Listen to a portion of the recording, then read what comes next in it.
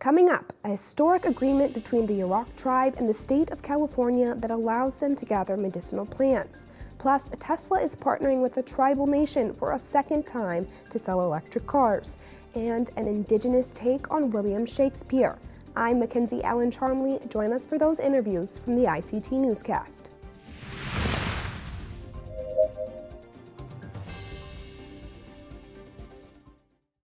This program is made possible by the Corporation for Public Broadcasting, a private corporation funded by the American people. The Walter Cronkite School of Journalism and Mass Communication at Arizona State University is honored to be a supporter of Indian Country Today. Working with award-winning professors, Cronkite students learn news reporting, social media, shooting and editing videos, and producing content for communications industries. Cronkite's 15 professional programs give students the opportunity to cover critical issues throughout the U.S. and beyond. Learn more at cronkite.asu.edu.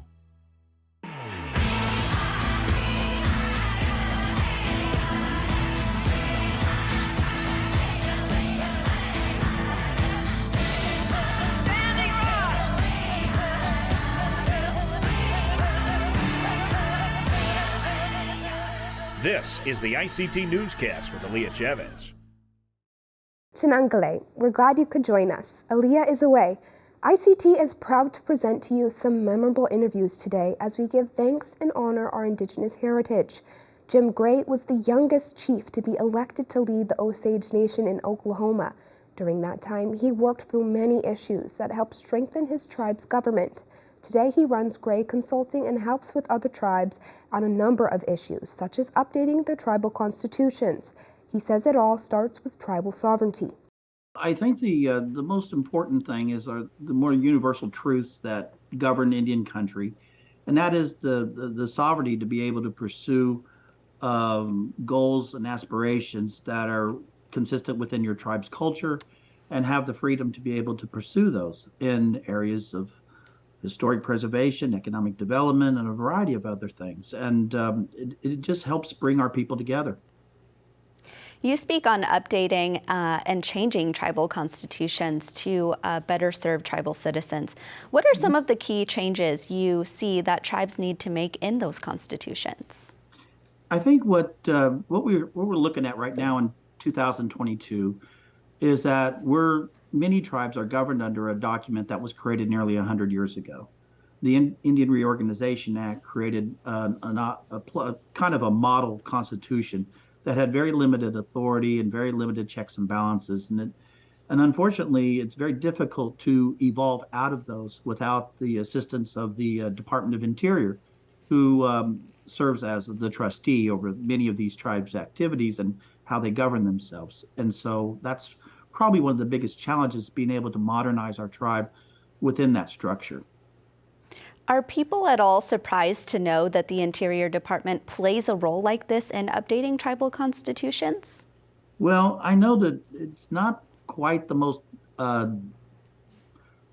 openly discussed topic in Indian country, but it is a foundational document that basically governs how a tribe makes decisions, how they see themselves and how they interact, and what are the checks and balances in the system. And when we're governed by our activities, a lot of what happens is that we are governed by the documents that we are operating under.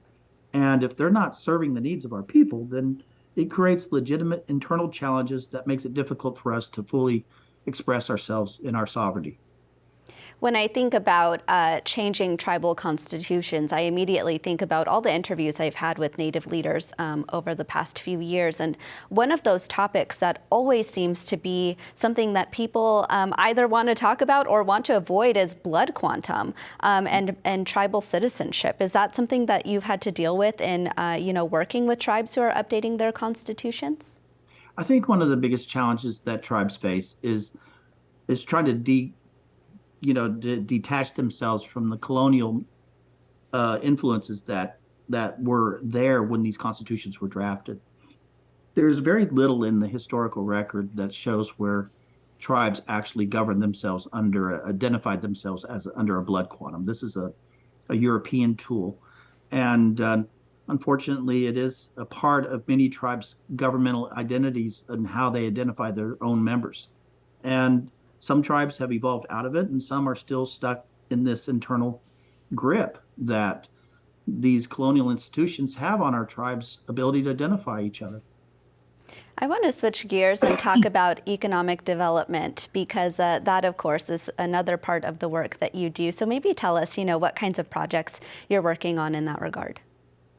In economic development, I think your earlier presentation discussed a lot of that, is the historic amount of investment that the federal government's making in Indian country to help build reliable broadband and infrastructure with the infrastructure law that went into place this year. And tribes are actively trying to find ways to bridge the digital divide, as they called it back in the 90s. And the fact that the resources are finally available to us is a big game changer. It's going to provide economic opportunities for our tribal members. It's going to improve education, telemedicine. It's going to improve the lives of people who live on the reservations in the most rural areas of the country. I want to talk about another form of economic development that we're seeing, and that, of course, is the film industry. And I understand the Osage, you recently had a film, a high budget with some pretty cool celebrities and actors there. Maybe talk about, how that's impacting your tribal nation. Okay, the movie is called Killers of the Flower Moon, and it is documenting a very dark chapter in our tribe's history. And you're right, it is getting a lot of a major investment from Hollywood to make a big budget movie production out of it. The director is Martin Scorsese, and the lead actors are Leonardo DiCaprio and Robert De Niro, and a featuring Lily Gladstone, who is playing a very prominent role in this movie. So we're all very excited about what this movie could be for us, but unfortunately, it is a dark story. There's a lot of violence in it, and we hope that maybe in telling this story, it could help open up a dark chapter that most of America has not been familiar with. The rampant killing that took place on our reservation because of our oil wealth, and how we survived. And that's the important thing is that it didn't define us at that dark period, but it does give us a sense of purpose on how we conduct ourselves today.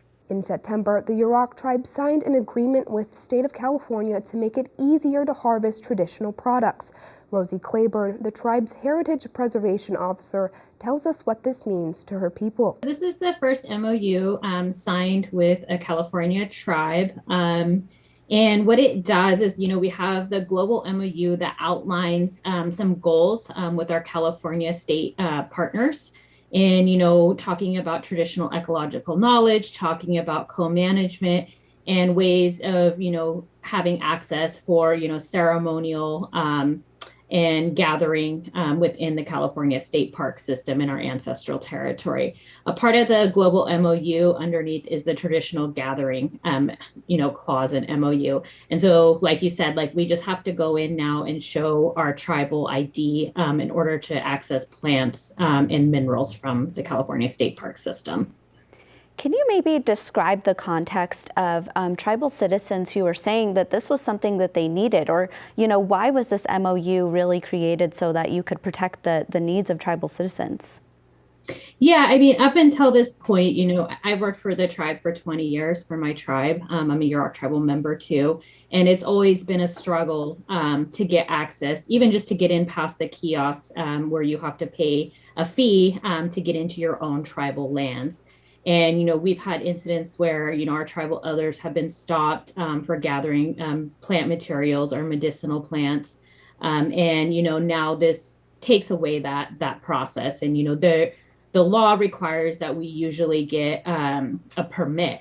And, this takes away that permit process, too, because that was always a barrier for our traditional practitioners to access the plants and minerals that they need. I want to talk about the other parts of the MOU because I understand part of it is to help with things like ceremonies. Maybe tell us about that. Yeah, so Yurok ceremonial leaders brought back a jump dance, which is a world renewal ceremony back in 2012, and it hadn't been done in over 100 years in those sites. And part of them are in California state parks. And, when we first did that, those conversations were not easy with the state park and talking about, what impact the ceremony was going to have on state parks land. And so now we've come strides. And in the MOU, rather than putting barriers, it actually allows the state park to participate in, helping set up the camps, making sure that they're there and they're protecting the ceremonies, right to continue rather than, trying to put roadblocks. And, we've kind of done this informally already over the last, few years because we have a great relationship here, but this formalizes it because, if in the future, if, the people change in the leadership roles, this helps continue it. Aside from being able to harvest plants and minerals, as it sounds, what are the other ways that this MOU helps your nation and helps, the forests and the lands and the waters? Yeah, I think, for Yurok people, we always have this idea, and, Western science and other people have this idea that nature is natural when it's unattended, right? That that there's no human interaction with nature. But as Yurok people, we've always managed this landscape. We've managed it since time immemorial. And, there's no such thing as natural without human interaction. And so hopefully, this allows us to start to work towards that co-management of bringing back traditional knowledge and traditional management practices onto the landscape. And gathering is actually part of that. The way that we gather plants, the way that we gather minerals, those are actually management tools that help facilitate, more growth of plants. Has the Yurok tribe had any kind of co-management partnerships with the state of California before this? Not formally. We've been working on this. We also operate Chapek Alketa, or Stone Lagoon Visitor Center within the state park system. And it's the first tribe to operate a visitor center within the state park system. And through that, it was it is co-management, but it was done under a different authority. It was the Joint Powers Agreement. And so we've kind of been working towards this a lot. But like I said, this global MOU is huge, and because it really outlines those goals and objectives and makes it formal.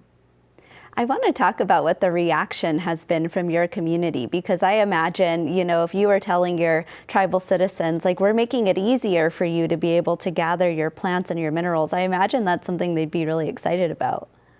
Yeah, it was actually pretty cool because right after, we signed the MOU in Sacramento and made the announcement, and it kind of went out. We actually had our annual tribal members meeting on the following Saturday. And so I got to do a informational booth and explain to, a lot of our elders. Those were the most meaningful conversations to me, and, hand them a thing that basically outlines what you need now and what to do. And people were just overjoyed about not being scared to do it anymore and not having to worry about running into issues out there. So I think, our community is super excited. We're excited to continue this partnership and hopefully everything goes smooth. In Rapid City, South Dakota natives make up just a fraction of the city's population, but more than half the jail population. A circle of elders is playing a direct role in trying to change that. Stewart Huntington has more. Chris White Eagle's youth program uses Lakota culture to put and keep kids on a healthy path. He's helping to bring that same philosophy to the criminal justice system as part of the new Oyate court that takes cases off the state docket and puts them into the hands of a circle of Lakota elders. The goal is to heal those who get arrested instead of punishing them. When they get in trouble and stuff, just locking them up and just thinking that's going to fix the problem, it ain't. I think with the Oyate court, we look more deeper into trying to heal them. We get to ask the questions the courts don't ask, get to the root of the problem. Which seems to be getting results. The Oyate, or People's Court, launched late last year as a new diversion program out of the Pennington County State's Attorney's Office, is already expanding. We went from going every other week to every week. So, yeah, I mean, there's growth. Which means more help for people like Robert Jones, who got into a fight and was facing serious felony charges. He was scared. You know, when you're just in the Western courts, you don't feel like there's anybody there with you. You know what I mean? You feel like you're alone, and that's what people get so scared of, is, that the feeling alone, that feeling of something bad's gonna happen. But he says he was even more apprehensive when his case got switched to the new Oyate court. When it comes to the elders being in the circle, it's nerve-wracking because they're really talking to you, saying things to you that make you like sit there and think like, dang, like I really need to do better. I really need to get my life together. You know what I mean? They give you that extra push. They give you that motivation because they are your elders. And sometimes the extra push is what you need. And I guess that's what made me like really nervous, because I didn't know if I had it in me to be able to sit there and take the extra push. He did. He's now employed, not getting into fights, and happily raising his infant son. It's the kind of result prosecutors seek. It's the kind of results the Oyate court, using a traditional Indigenous peacemaking approach, many people believe can deliver. The elders hear that case, they ask questions of the participant, and they get to the real heart of the matter, and then they come up with a plan to address whatever the real issue is. And it's remarkable to see. It's been remarkable to see. And that's really, I think, how we move forward with criminal justice in the 21st century. We're not going to solve problems by incarcerating people. We know that. In Rapid City, Stewart Huntington, ICT Newscast. Tesla is partnering with the Santa Ana Pueblo in New Mexico. The electric car company announced in October it will open a plant there. Governor Joey Sanchez explains what this partnership means to his people. Well, here we see a future economy that's driven by energy and the electric industry, one that is less vulnerable to the events like the recent pandemic the world has experienced. So I guess the partnership with Tesla puts us into the new future economy where we can leverage that relationship as much as possible. Nowadays we're talking about green energy and how we can utilize that. And this just puts us at the forefront of that as a small tribal nation. And what has been the reaction to this partnership with the Tesla?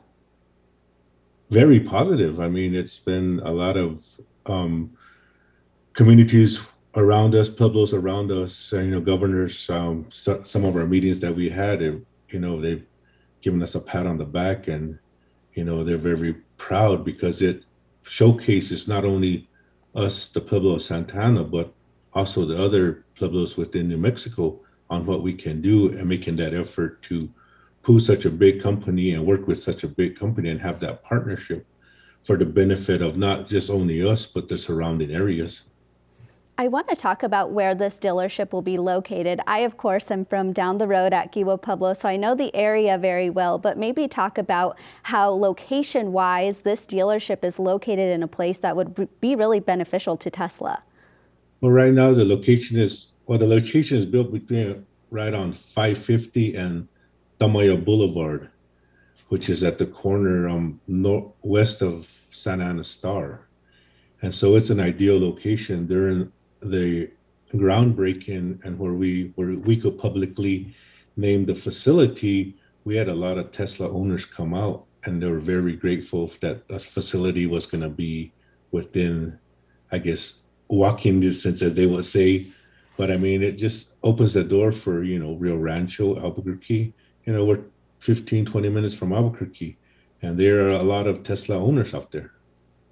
Absolutely. And the other part that strikes me is that, of course, your hotel and your casino is a hop, skip, and a jump away from this new dealership. It allows them to go seek our other businesses. We have 2 golf courses. We have the Hyatt, Tamaya Hyatt, and then also the casino. So there's a lot of businesses within the area that they could see while their vehicles getting serviced, or while they're waiting on, other charging their vehicles. We'll have some superchargers there. So, and it's ideal location. We have the amenities to add to the area. Perhaps the audience in England was surprised to see a Mohegan woman going to Europe to study Shakespeare and to write plays from an Indigenous perspective. Patty Talahungva sat with Maddie Sayet to talk about her journey and her play called Where We Belong. You could say Madeline Sayet has turned the tables with her play, Where We Belong. Madeline, thanks so much for joining us today. Thanks for having me. How does your play expose colonialism to an audience that might not understand its impact on our Native communities? Well, the play is structured in a way where it's really about the audience getting to just sit in my mind for a while as I go through different experiences and as I journey to the UK to study. And it's been really interesting because it's really, it shakes up their experience of how they inhabit a lot of those spaces, like academia, like the theater, like museums, in a way where they haven't really thought about it that much. It was interesting. Last week, there was an audience member who actually asked whether or not the museum and the play even existed because they were so surprised by the fact that there were these institutions, that hold on to our relations and won't give them back, won't let them go home. Seems so, mind-boggling to them, but they're just not used to thinking about or experiencing museums in that way. Yeah, that's interesting because again, you turn the tables, and you take on the Baird, Shakespeare, William Shakespeare, and what was that like? Because again, we're so used to studying him. Yeah, so a lot of the play actually deals with, growing up, I really loved Shakespeare because Shakespeare was the thing that I could find community in, that was all around me, because there were tons of opportunities to engage with Shakespeare, but there weren't any opportunities to study my Mohegan language. There were no language classes and stuff in Mohegan at the time. And so it sort of grapples with that over the course of the journey, the way in which language is valued or not valued in our society. And how, a lot of the reason Shakespeare is all around me is actually at the cost of my Mohegan language, is because Shakespeare was present in residential schools, is still the only required author in schools when he's not even from here, whereas, our languages were actively taken from us. Yeah, that's hard history. And again, we're living with that, what has happened. Let's take a look at a clip from your play. We must all stand in love for the tribe. That is the only way we will survive. But what if we don't? What if in my lifetime we all just fade away? Then you will have to explain that to your ancestors when you face them. My name is Achokais. I am a Mohegan. I study Shakespeare. Most people don't like talking about colonialism as much as they like talking about Shakespeare. Today's story isn't about Shakespeare, though. Today's story is how I became a bird. I need a fresh start. Somewhere I'm not hated for being me. The settlers killed something in our souls when they took our language. I look at my wings wondering if they'll ever work, wondering if they even know what they are.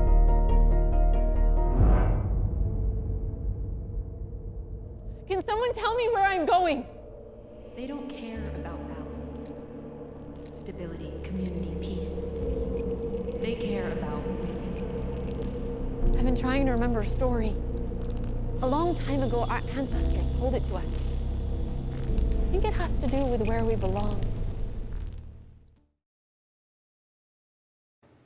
Now, you talk about this responsibility that we have to carry on our stories and tell the next generations. What has been the reaction from Native people who have seen your play? It's been really good. It's been really interesting. Sometimes when Native people come to see the play, they haven't seen a Native story told on stage before. And so it's very emotional for them to be hearing these certain things in this kind of a forum. And it's really important for me, for Native people to be there too, because it means that there's people in the audience who are resonating with the experience.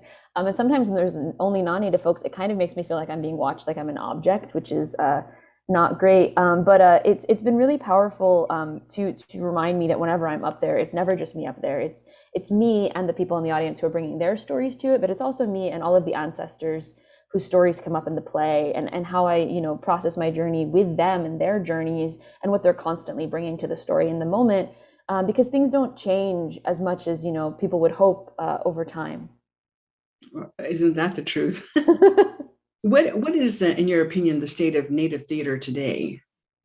Native theater today it's in a really exciting moment. I think, like a lot of Native media right now, theaters have all sort of suddenly hit this moment of realization around like, oh yeah, like there are these stories, right? These incredibly powerful stories that all of our Native peoples have from so many different tribal nations with different philosophies and different cultures. Like there's this like thousands and thousands and thousands and thousands of possible stories that have just been, ignored by non-natives for so long, that suddenly now that they're hearing them, once they hear one, they always want to hear more, because they've been hearing the same thing for so long, and so much of what we have to offers so many other different possible ways of seeing for them. So it's been really exciting lately to see a lot of regional theaters producing more and more Native work.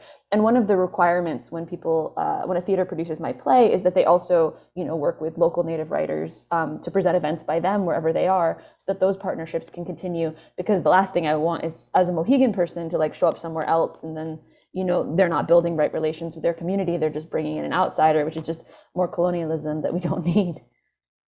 Wow. Well, where can people see your play in November? From October 28th to November 27th, it'll be at the Public Theater in New York, and tickets for Native audiences are always free. And that's a slice of our Indigenous world. For all the latest, visit ictnews.org. From all of us in the newsroom, stay safe, my relatives. Sometimes you got to take a stand just because you know you can. Oh, you got to run, you got to run.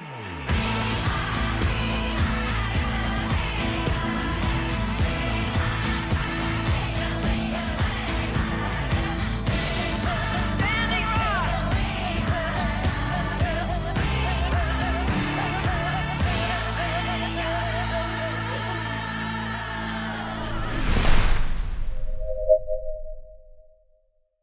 The Sand Creek Massacre, the betrayal that changed Cheyenne and Arapaho people forever, focuses on tribal accounts of Colorado's deadliest day.